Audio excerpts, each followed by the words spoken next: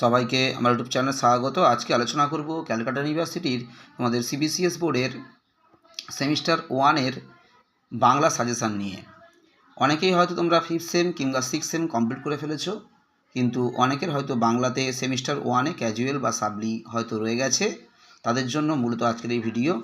যারা নতুন সিসিএফে পড়ছে তাদের জন্য নয়, যারা সিবিসিএস বোর্ডের আন্ডারে পরীক্ষা তোমরা দিয়েছো, এখন হয়তো অনেকে 6th সেম কিংবা 5th সেম কমপ্লিট হয়ে গেছে কিন্তু সেমিস্টার 1-এ ক্যাজুয়াল রয়ে গেছে, তাদের জন্য মূলত এই সাজেশানটা।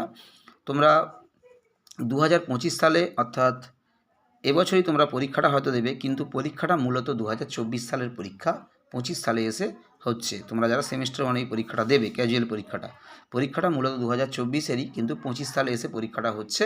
তাই তোমাদের কোশ্চেনের উপরে 2024 সাল লেখা থাকবে। তোমাদের কোশ্চেন প্যাটার্নটা তোমরা সবাই নিশ্চয়ই জানো। তোমাদের 3টে মডিউল রয়েছে, 3টে মডিউল থেকে 3টে 10 নম্বরের প্রশ্ন করতে হয়। প্রতিটা প্রশ্নে একটা করে অর থাকে এবং প্রতিটা মডিউল থেকে 2টো করে 5 নম্বরের কোশ্চেন থাকে, একটা করে উত্তর লিখতে হয়। এই তোমাদের মোট 15 দিনে 45 এবং সবার শেষে গিয়ে 3টে মডিউল থেকে 3টে টিকা থাকে, তার মধ্যে একটি টিকার উত্তর লিখতে হয় 5 নম্বরের। 50 এবং 15 নম্বরে তোমাদের শর্ট প্রশ্ন থাকে। প্রথম মডিউল তোমাদের প্রবন্ধ ও গদ্য।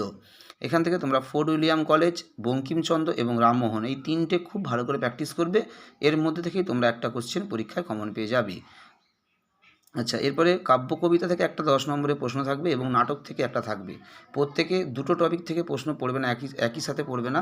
তোমরা কি করবে, যারা কাব্য কবিতা পড়বে তারা কাব্য কবিতার প্রশ্নগুলো পড়বে, যারা নাটক পড়বে শুধুমাত্র নাটকের প্রশ্নগুলো পড়বে। এই কাব্য কবিতা থেকে একটা, নাটক থেকে একটা, এভাবে তোমরা পড়বে না।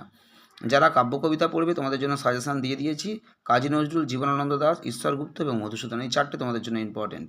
আর যারা নাটক থেকে প্রিপারেশান নেবে তারা গিরিশচন্দ্র ঘোষ, বিজন ভট্টাচার্য এবং দ্বিজেন্দ্রলাল রায়, এই 3টে একটাও বাদ দেবে না। 3টে নাটক থেকে 3টে কোশ্চেনই পড়ে যাবে, একটা পরীক্ষা তোমরা কমন পেয়ে যাবে। এবং উপন্যাস ও ছোটো গল্প থেকে ঠিক একই রকমভাবে তোমরা উপন্যাস থেকে পড়তে গেলে তোমাদের অনেকগুলো প্রশ্ন পড়তে হবে। তাই তোমরা কি করবে, এখানে মিক্সচুয়াল করে পড়তে পারো। উপন্যাস যারা পড়বে তোমরা মানিক বন্দ্যোপাধ্যায় এবং বঙ্কিমচন্দ্র এই দুটো উপন্যাসের জন্য করবে, এবং গল্পের জন্য তোমরা করবে ছোট গল্পে রবীন্দ্রনাথ এবং মানিক বন্দ্যোপাধ্যায়।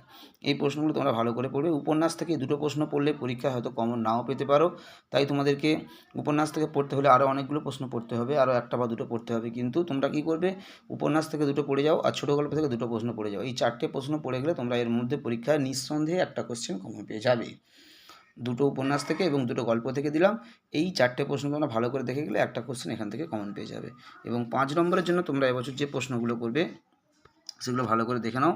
আলালের ঘরে দুলাল, হুতম পেচার নকশা, যতীন্দ্রনাথ সেনগুপ্তকে দুঃখবাদী কবি বলে কেন, প্রহসন রচনায় মাইকেল মধুসূদন দত্ত, গদ্য সাহিত্যে বা প্রবন্ধ সাহিত্যে অক্ষয় কুমার দত্ত ও মৃত্যুঞ্জয় বিদ্যালঙ্করের ভূমিকা, ছোট গল্পে শরৎচন্দ্রের জনপ্রিয়তার কারণ, তারাশঙ্করের উপন্যাসের বৈশিষ্ট্য, বিদ্যাসাগর বাংলা ভাষার প্রথম যথার্থ শিল্পী ছিলেন, বিহারীলালকে ভোরের পাখি বলা হয় কেন, নীলদর্পণ নাটক, গণনাট্য আন্দোলনে বিজন ভট্টাচার্য এবং ছোট গল্পে বিভূতিভূষণ। এই প্রশ্নগুলো তোমরা খুব ভালো করে প্র্যাকটিস করবে। এবং সবার শেষে যে টিকাগুলো আসে তার জন্য আরও কিছু প্রশ্ন তোমাদেরকে আমি দিয়ে দিলাম। যারা এগুলো কমপ্লিট করতে পারবে তারা তোমরা টিকাগুলো একটু দেখে যাবে। শর্মিষ্ঠা, সীতার বনবাস, কৃষ্ণকান্তের উইল, কৃষ্ণকুমারী, পথের দাবি, পদ্মা নদীর মাঝি, হাঁসুলিবাগের উপকথা, পথের পাঁচালী, আনন্দমঠ, রক্তকরবী এবং গণদেবতা। এই টিকাগুলো তোমরা শেষে যে টিকাগুলো তোমাদের থাকে 3টে মডিউল থেকে মিশিয়ে তোমরা তার জন্য এই টিকাগুলো একটু দেখে যাবে। যারা এইসব পেপারের অর্থাৎ এই সেমিস্টার 1-এর এই পেপারের প্রশ্নের উত্তরগুলো যারা নিতে চাও, যারা PDF নিতে চাও, প্রশ্নের উত্তর সেমিস্টার 1-এ তোমাদের ক্যাজুয়াল বা সাবলি রয়েছে, তোমরা খুবই সীমিত মূল্যে আমার কাছ থেকে তোমরা PDF পেতে পারো। তার জন্য তোমাদের যোগাযোগ করতে হবে আমার হোয়াটসঅ্যাপ বা কন্ট্যাক্ট নম্বরে 9775650572। যারা নোটস নিতে চাও তোমরা অবশ্যই আমার সঙ্গে যোগাযোগ করতে পারো হোয়াটসঅ্যাপে, কিংবা কন্ট্যাক্ট করতে পারো আমার এই নম্বরে। খুবই সীমিত মূল্যে তোমাদেরকে নোটস আমি দিয়ে দেব। সবাই ভালো থেকো, সুস্থ থেকো, সবাইকে নমস্কার।